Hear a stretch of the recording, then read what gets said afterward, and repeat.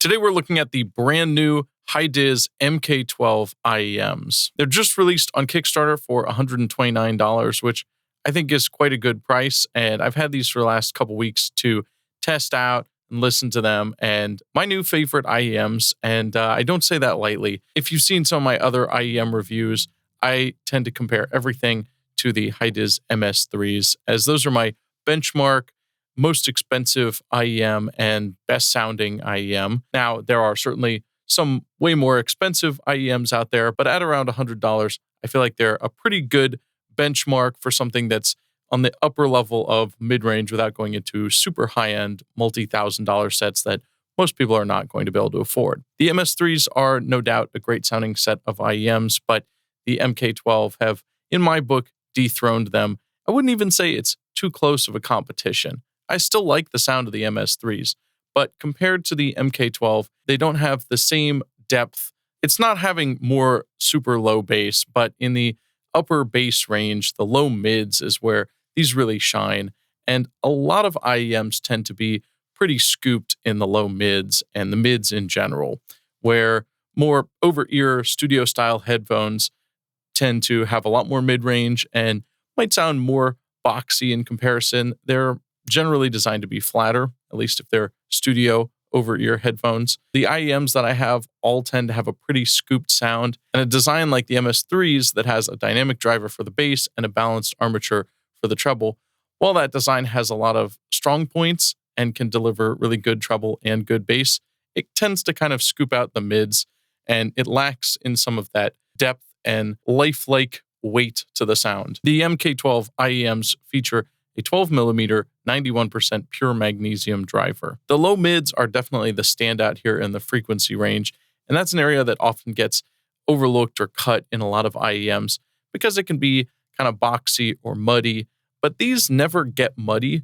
They just have a lot of weight and power in the low mids. It's not too much. I never feel like it's overpowering or coloring the sound in an unpleasant way, but it really adds a lot of weight to the sound. And compared to other IEMs, it's just very clear how much it really adds to the music. I mainly listen to metal and rock music, and that's my top genre for what I'm looking for in a good set of headphones. And these really deliver very well for that. Again, it brings out a lot of the bass, not so much the kick drum region, but more the bass guitar and the low mids in the guitars. And having the right mid-range is super important for metal and rock music. If there's not enough, it can scoop things out. You can lose a lot of clarity and power in the guitars. And the guitars are just really important in a guitar-focused genre. So it's really a great set of headphones for that kind of music, though everything I've listened to them with has been really great as well. And they have certainly enough clarity. I've tested out all the different tuning filters. And I do like with these that the tuning filters compared to the MS3s are much bigger. It's more of like a whole tube rather than just this little sort of disc on top. The MS3s were fine in terms of changing the tuning filters, and it's not something you have to do all the time. But I do like the new design they have here. It's just a little easier to grab a hold of them, and you're less likely to lose them. Their tuning filters here are similar to their other offerings in that they have a silver one that's more treble focused. It cuts some of the bass, boosts the treble. They have the rose gold, which is the balanced tuning filter, and then the red one, which is the bass heavy. And previously, when I was looking at the MS3s, I preferred the balanced tuning filter. Here, I do really like the red filter. It's not that different from the rose gold. They're both pretty similar, but the red cuts away a little more of the treble, so you can basically turn them up a little louder, get a little more bass. And either way, they work fine. It also comes with 3 different ear tips that are pretty similar. There's balanced vocal tips, which are going to be more treble, and then bass tips. And again, on these, I definitely like the balanced and the bass tips the best.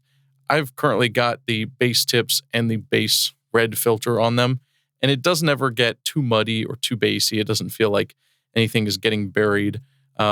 It's nice to have all that clarity, and the bass quality in this is really nice. So I can turn it up loud to where it's got a lot of bass and a lot of power to the sound, but it never gets too muddy. It never gets too dark or undefined. I really like that you're able to get a lot of definition in the mids and the low mids without losing clarity and without getting into a muddy and undefined sound. The shells are all aluminum, so they're going to be very durable. They feel really nice in your hands, but they're also not too heavy. So that's a great feature. I'm sure the build of these will withstand a fair amount of abuse if you are going to be wearing them every day. If you drop them, they're not going to shatter into a million pieces. These are a 32 ohm impedance, so you'll have no trouble running these off a smartphone, a laptop, or if you have a more high-end DAC.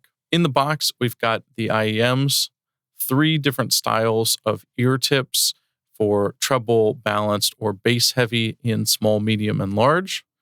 We've got 1 cable. We've got a carrying case, as well as the manual, and 2 extra tuning filters, plus the ones that are already pre-installed on the IEMs. I've done a lot of IEM reviews at this point, and this will probably be my last one for a while because personally, I feel like I've done a lot, I've done enough, and it's only so interesting for me as a creator, but I'm glad to be going out on a high note with these. These are definitely really worth checking out. The price on them, I feel like, is quite good considering how good they sound. They are a bit expensive at $129. I mean, there's a lot of options that are less than that or in that range. I've tested a lot of IEMs generally around the $50 mark, and I've always found that while a lot of them are good, and I would say pretty much all of them are generally good enough in that range, when it came to especially the bass, I found the Hidizs MS3s were just definitely a step above. Now, they did cost about twice as much at around $100. If you really care about getting the best bass and you're willing to spend a little extra money, it is worth it, and you do definitely get an obvious upgrade. Plus, the build quality on those was better. They have more options with different tuning filters and more ear tips. These have the same benefits as the MS3s and are a little bit more expensive. Between the two, I think it's worth it to spend a little bit extra to get the MK12s. For me, they're really cohesive, having just that single dynamic driver. They don't have quite as much top-end zing as the MS3s, but I think that's a good thing. I don't feel like they lack any clarity in the treble. They may not have the kind of sharp, ultra-defined treble that a balanced armature gets you, but that can also be a little more harsh and too crispy if you're not careful.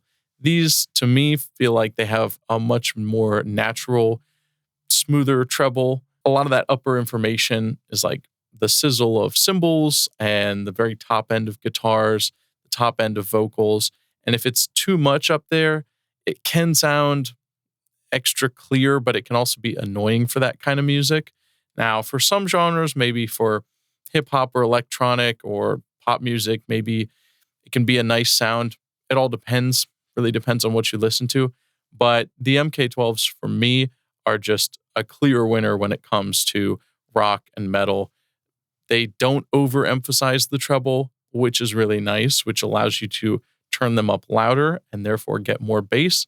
But they also have that great low mids, the kind of upper bass range. The whole mid range is just better, I think, and it also sounds just kind of more cohesive. The MS3s in comparison were just more scooped, and you kind of get a lot of like kick drum and then the upper treble of like cymbals and vocals, which can work well for some genres, a lot of genres, but these just are a little flatter sound, a little more neutral, but they sound much more weighty, much more big and lifelike with rock music. All in all, I think they're great IEMs.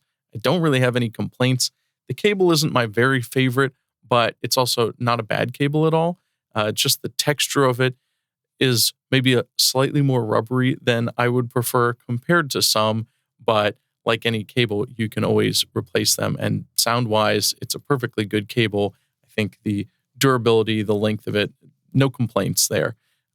Everything that comes with the set is good. I like that they include the little carrying case because I do use those. And they're a handy way to store different IEMs so I can quickly grab one or the other when I'm testing stuff out or comparing them. I think they look really great. They say they're inspired by a jellyfish. Doesn't exactly remind me of a jellyfish, more like a armadillo or a hermit crab. I legitimately think these are really good and worth checking out. I hope that comes across, that it's not just me being a positive reviewer and saying, oh, I love them, but I do really think these are worth checking out. And if you can get your hands on them, I think you'll enjoy them. This is the first video in my new little studio. It's kind of a temporary bedroom studio, but I'll probably be here for a year or so. So this is the inaugural video from this studio for those who care, and probably my last IEM video for a while, unless something really interesting comes across the table. But I like Hidizs as a brand. I like their products, and they're a good company to work with, and they're easy to deal with. So that's always nice, and I've really liked their stuff. So I wanted to check these out, and I'm glad I did. As always, like and subscribe. I'll see you in the next video.